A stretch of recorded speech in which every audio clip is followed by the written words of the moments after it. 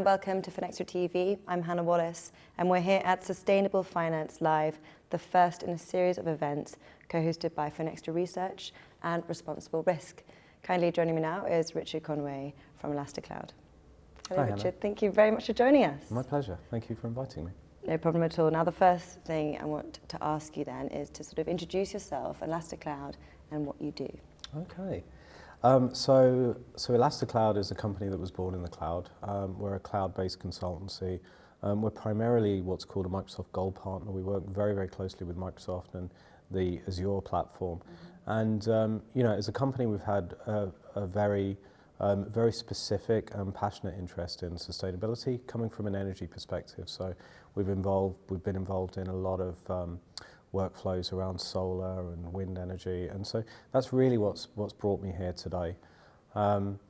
We generally run across 2 countries, so we've got offices in the UK and we've got offices in Spain as well. All right, so you're someone who leads a team of cloud and science data experts. So from your experience, do you think we can resolve the challenges of assessing and understanding data that's necessary for delivering products and solutions in sustainable finance?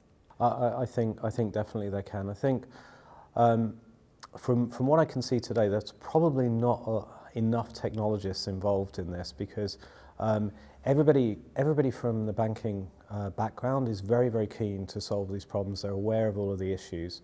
And what technologists and business process experts tend to do is they reduce the problem. So I've had a lot of conversations and really gleaned an understanding of how people work in this field today. And so for my part, what I see is, to use that process of reductionism, to think laterally, because it's impossible to solve a big problem like this. But what you can do is you can break this down into 1,000 little problems and begin to solve that. So I think for me today is all about understanding some of how we break this down, the methodologies we use, agreement that they're problems in the first place, and then understand how we can use new technologies to solve these. Well, leading on from that quite nicely then, I want to talk about AI, where it's placed in sustainable finance, but also your organisation and how it's helping. Yeah, absolutely. So I think AI has had a very, very broad impact across society. You'll find that there's so much investment ploughed in through research now in universities that there's breakthroughs every single year. I think very much in terms of sustainability, we're still quite immature in the use of AI. One of the key themes that I've heard today, where I feel that AI can be incredibly beneficial, is an understanding of the confidence levels of data that people have. There seems to be a few suppliers in the market who very much are supplying lenders the capability to say, well, yes, actually we know something from the public domain about the people that we're going to lend money to, and then make an informed decision on it. Is that data accurate? What confidence level should I have in that? The thing is, if you don't understand these things, right, you're inherently biased. So maybe you don't approve loans that should be approved. Maybe you have bottlenecks in processes and you can't automate effectively. So loan processes might go slower as a result.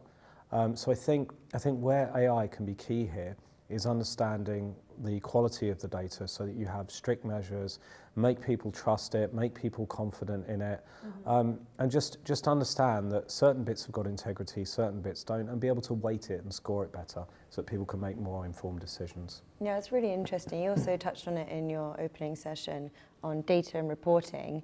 But for those who weren't sitting in the room, can you tell us what were the key themes and insights, but also actionable takeaways from the session? Yeah, so I think one of the another issue that came up is the fact that there's no one big governing standard that covers everything. So the super standard of all standards, and it's like us not having a common language.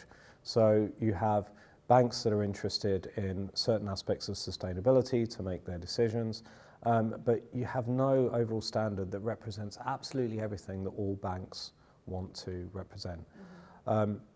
So at the moment, this is emerging. It's still a very, very young field, and I think a lot of what came out today was that nobody was really taking ownership of this. So I think from our perspective, one of the things that I want to try and understand today is what is that commonality beyond all standards? What is the minimum representation that we can have? We've heard things about the European taxonomy, but what we tend to find is that until there's a standard that everybody backs, it's not going to be commonly adopted. So I think that we need to have the insight to say, who are all the consumers, who are the banks that are going to lend, what are the questions that they want to answer, what's common about those questions, how do we reduce this from 3,500 questions, which is what I'm hearing, to a subset of this, which will satisfy like 90% of the people, and then represent that back so that we can have a reporting platform off of the back of it. Well, like you say, there are many areas where data is coming from, reports, and like you say, a lack of standards. And you've set the sort of scene for the questions, but how do you think banks can address those challenges? So I think in a multitude of ways. I think the first thing is they can address these challenges together. It was very, very clear from a few discussions that there were some very intuitive decisions. People didn't trust data as much that were making decisions. The people were using different standards, which restricted them from making certain decisions based on applications. So, even banks even banks don't have a one-size-fits-all for within their sustainability department. So, I think what we basically need to do is capture some industry requirements by just doing a very, very classic business analysis here, having a lot of conversations and saying, what do you need to make your job better, to make your job faster, to get rid of the bottlenecks? Where can we automate? Where can we take some of this intuition, add the machine part of the process and use AI?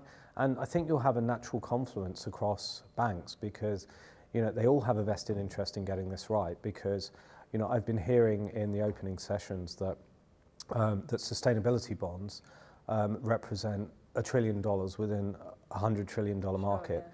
And the first thing that struck me is, every other day on the news, we've got news of what is basically apocalyptic, our climate change, and we need to prepare for our children's future, and we need to weight that into risk, right? So surely that trend is going to happen naturally because we're going to have to weight into risk severe weather warnings, things that could be really, really disruptive to supply chains. So as an emerging standard, right, all banks have exactly the same need to address this because they're going to be doing, more sustainable lending, whether they plan to or not. Well, I'm sure, Richard, we could keep going, but I know you've got a lot of questions to go back into the event and address, so we'll leave it there. Thank you very much. Well, thank you, Hannah.